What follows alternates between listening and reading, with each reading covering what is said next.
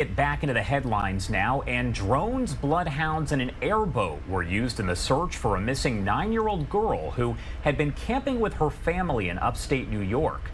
Charlotte Sena was last seen bicycling Saturday evening in a state park about 35 miles north of Albany, and police said it was possible that she was abducted.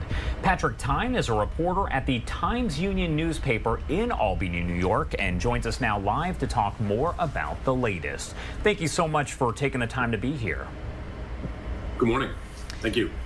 A very sad story here, and we are waiting for any kind of update from law enforcement. But what is the latest that we know right now about the search for little Charlotte?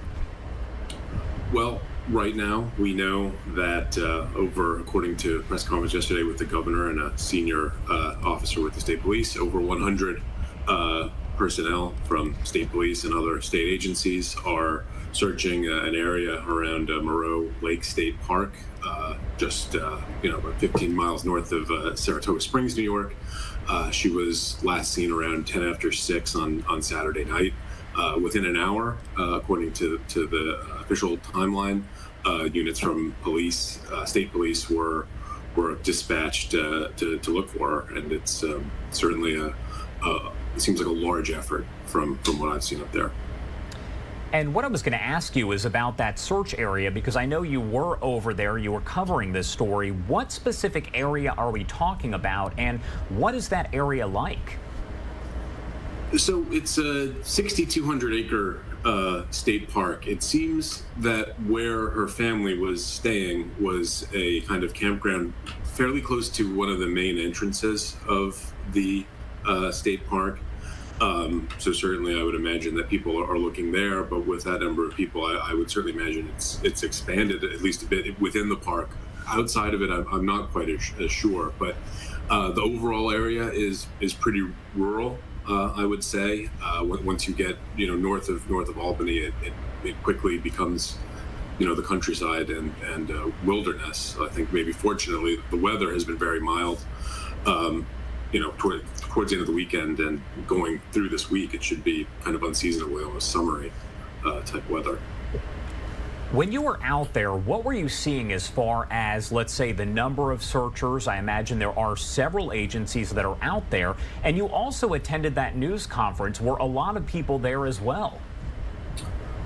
Yes, there were certainly a lot of personnel from, again, state police, forest rangers, state parks police.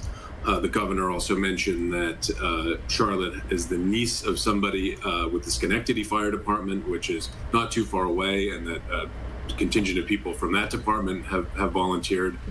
The turnout at the press conference was on the smaller side, but I'd say that's only because of the nature of kind of media staffing on weekends. There were certainly a lot of brass and representatives from different law enforcement agencies there, and I would imagine there will be more people at any additional updates going forward as this story generates a tremendous amount of interest and concern.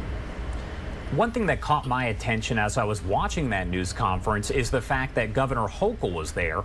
Does that change anything? Does it create more of a sense of urgency if you see the governor of New York at a news conference like this when an Amber Alert has been issued? Well, it doesn't change our sense of urgency or how we would report on it necessarily. I think it's somewhat uncommon for her. She certainly doesn't call a press conference every time a person or even a child goes missing.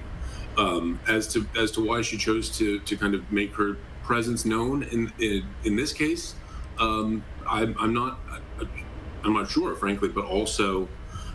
It was interesting because speaking to law enforcement as we were up there over the course of the morning, we were getting the message that they were not going to be having a news conference of any kind, and that there wasn't going to be a chance to ask some questions. So in that respect, when that changed, to be able to ask her questions and ask questions of a senior member of the state police, specifically about the Amber Alert that was sent out, that was certainly very helpful to be able to get to ask questions.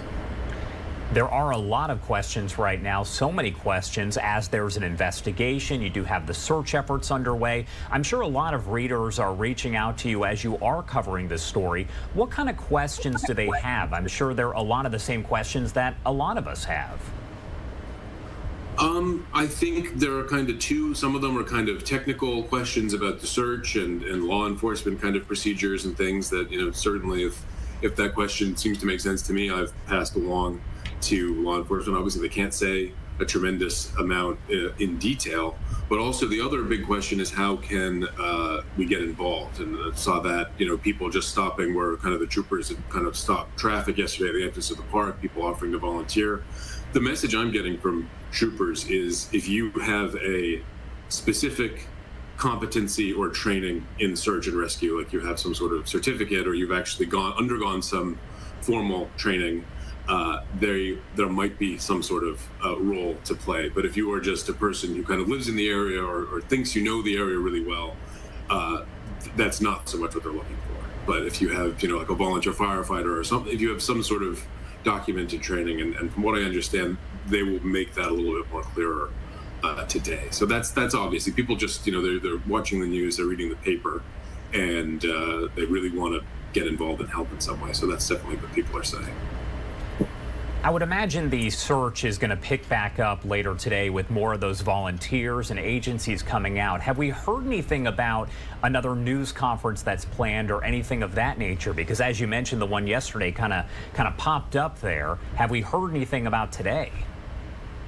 I have not heard anything yet. I have been in touch with just people that you day to day kind of deal with in police and law enforcement, just kind of seeing updates. But anything can happen. Certainly, it's only 7 o'clock, and these things that way changing. But I certainly don't want to speculate as to a press conference right now. For sure, Patrick. Thank you so much for taking the time to join us here. Is there anything else you want to add before I let you go? I think not at the moment. Just certainly, obviously, everybody is hoping for the safe return of a little girl who's gone missing. So that's really it. All right, Patrick, thank you so much for taking the time to join us here, and I'm sure we'll be in touch as this story does develop. Hopefully a happy ending. Hopefully she is found soon and that Amber Alert is canceled. Thank you again for taking the time to be here. Thank you, Josh. All right, everybody, I do want to show you the photo of Charlotte once again. Take a look on your screen as the search efforts do continue once again. I do want to go over some of the basics here as drones, bloodhounds, and an airboat were used in the search for that missing 9-year-old girl who had been camping with her family there in upstate New York.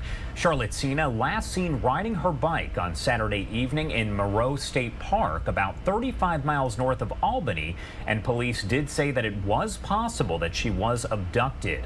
She had been riding her bike around a loop in the park with other children when she decided to ride around one more time by herself. Her parents became alarmed when the 4th grader failed to come back after 15 minutes.